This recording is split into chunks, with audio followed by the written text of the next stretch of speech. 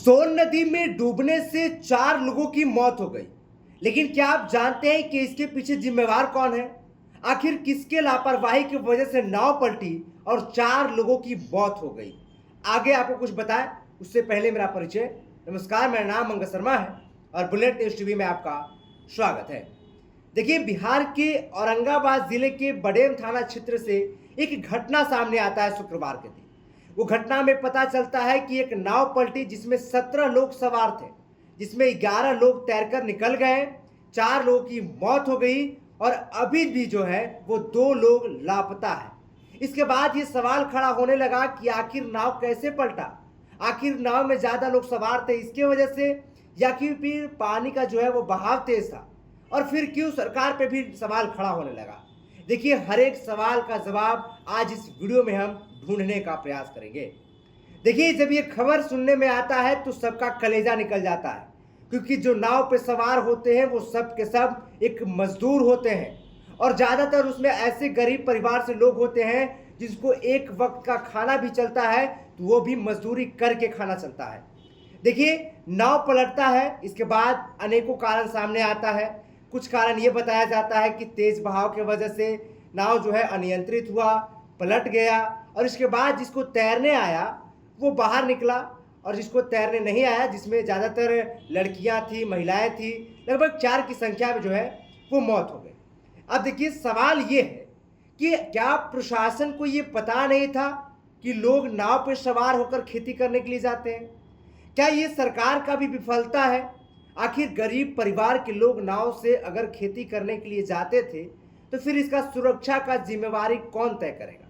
क्या ये प्रशासन के ऊपर ये जिम्मेवारी नहीं था? प्रशासन को इसका जानकारी नहीं था? अब देखिए, जब ये नाव पलटा, जब मौत हुई तो परिवार के लोग, परिजन के लोग जो कह रहे हैं वो सुनकर आपका कलेजा निकल जाएगा।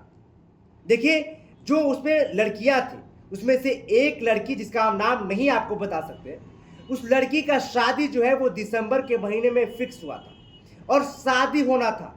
उसका भाई कहता है कि मेरी बहन का तो दिसंबर में शादी था, अब हम कैसे शादी करेंगे? हमारी बहन तो अब इस दुनिया में रही ही नहीं।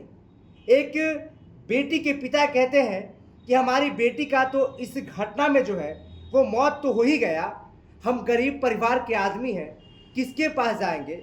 सरकार तो हमारी बात सुनेगी भी नहीं, लेकिन कम से कम हमारी बेटी का लाश तो मिल जाए। सोचिए, ये पिता अपने कलेजा पे कैसे पत्थर रखकर इस बात को कह रहा होगा और उस पिता के ऊपर क्या बीत रहा होगा जो अपने बेटी का लाश के लिए इंतजार कर कर बैठा हुआ है कि हमारी बेटी तो चली गई लेकिन कम से कम उसका 100 तो मिल जाए। ये सवाल सरकार पे क्यों ना खड़ा हो? ये सवाल प्रशासन पे क्यों ना खड़ा हो कि आखिर लापरवाही का जिम्मा किसके ऊपर जाएगा? क्या इसके पीछे जांच होगा या फिर जो है वैसे ही सिर्फ माहौल को ठंडा कर दिया जाएगा? ये जनप्रतिनिधि पर भी सवाल खड़ा होता है कि जो जनप्रतिनिधि आज इस घटना के बाद वहां पे जा रहे हैं, परिजन का हाल चाल पूछने जा रहे हैं, वो जनप्रतिनिधि क्यों नहीं पहले मिलने गए? क्यों नहीं ये जानने का प्रयास किया गया कि आप लोग जो सोन में खेती करने जाते हैं, आलू की खेत में नाव से पार करके जाते हैं, क्यों नहीं उनके लिए कोई अच्छा सा समाधान ढूंढने का प्रयास किया गया? ये सवाल सिर्फ सवाल नहीं है, ये जो मौत हुआ है 4 मासूमों का, उनके परिवार के लोग भी ये आशा कर बैठे हुए कि इसका जवाब कब मिले। ये सवाल हम आपके ऊपर भी छोड़ रहे हैं, आपसे हम पूछ रहे हैं, क्या इसमें आपको नहीं लगता है कि सरकार की लापरवाही है, प्रशासन की लापरवाही है? क्या आपको नहीं लगता?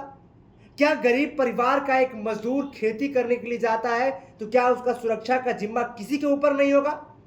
ये सवाल सिर्फ सवाल नहीं है और हम चाहते हैं कि ये जवाब आप, अगर आपको लगता है कि देना चाहिए तो आप कमेंट सेक्शन में जरूर लिखिएगा। देखिए, जो 4 लोगों की मौत हुई उसमें ज्यादातर 20 से 30 साल के बीच के एज के लोग थे। 20 से 30 साल के बीच के लोग थे और समझिए कि कहीं ना कहीं मासूम थे, बेकसूर थे। ये सवाल एक ये भी खड़ा हो रहा है कि क्या नाव पे ज्यादा लोग सवार थे? क्या ओवरलोड होने के कारण नाव पलट गया? अब खैर, जो भी ये हो, ये जांच का विषय है और प्रशासन के लोग लगातार जांच कर रहे हैं, रेस्क्यू ऑपरेशन भी जारी है और ये पहलू पर जाने का प्रयास किया जा रहा है कि इसके पीछे क्या वजह थी। ये जांच का विषय है। लेकिन सवाल सवाल होता है और हमारे कंधों पे जिम्मा है कि ये सवाल हम सरकार से करें, प्रशासन से करें। बाकी इस खबर के बारे में आप क्या सोचते हैं वो मैं नीचे कमेंट सेक्शन में आप जरूर बताइएगा। फिलहाल के लिए इतना ही, तब तक के लिए आप देखते रहिए बुलेट न्यूज़ टीवी।